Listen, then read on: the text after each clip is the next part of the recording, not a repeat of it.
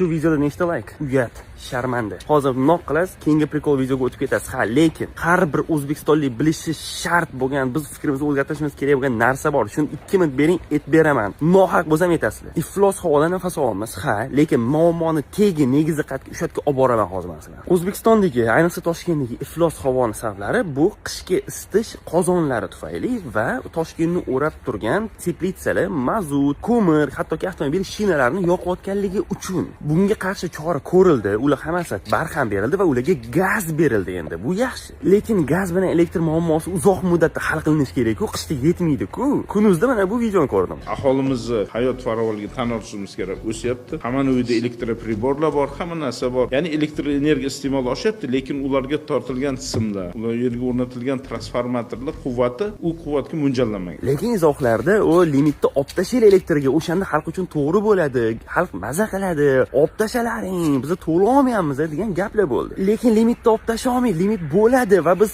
pul to'lashimiz kerak. Ko'proq elektr ishlatganimizga qimmatroq to'lashimiz kerak. Bu normal holat, chunki qancha elektr uzatuvchi simli oshlar eskirgan, ularni yangilash juda katta pul turadi va O'zbekiston elektr energiyasini xalqqa bergandan foyda qilmaydi, faqat zararga beradi. Xo'p, nima qilish kerak? Tan olish kerak, biz o'zbek xalqimiz, lekin biz O'zbekiston fuqarolari emasmiz. Nima degani bu? Xalq, qara, men qiynalyapman, menga berlaring, menga yordam bermaysanmi? Podsho, hukumat menga yordam ber deydi. Fuqaro bo'lsa, mas'uliyatni o'zini bo'yniga oladi. O'sa nimalar bo'lsa, nima yana odamlar aybdormi? Nima biz aybdormi yana degan albatta izohlar bor bo'ladi. Chunki budjetda pul yo'q. Lekin siz aytasiz, budjetda bilamiz nima qilishni, o'g'irlaydi hammasi deysiz. To'g'ri, lekin qancha budjet ajratilganini bilasizmi? O'tgan chorak, o'tgan yili gazga, elektrga qancha pul ajratildi? Qayerga ketdi u pullar? Siz tekshirdingizmi? Nega har yili O'zbekiston davlat budjeti taqsimoti haqida ma'lumotlar va reja chiqqanda Twitterda 5-6 ta okaxonlar 6 ta Telegram kanal muhokama qiladi. Butun O'zbekiston bo'ylab 40 mingtacha odam muhokama qiladi. Lekin Munisani farzandi qiz tug'iladimi, o'g'il tug'iladimi, 15 millionta odam muhokama qiladi.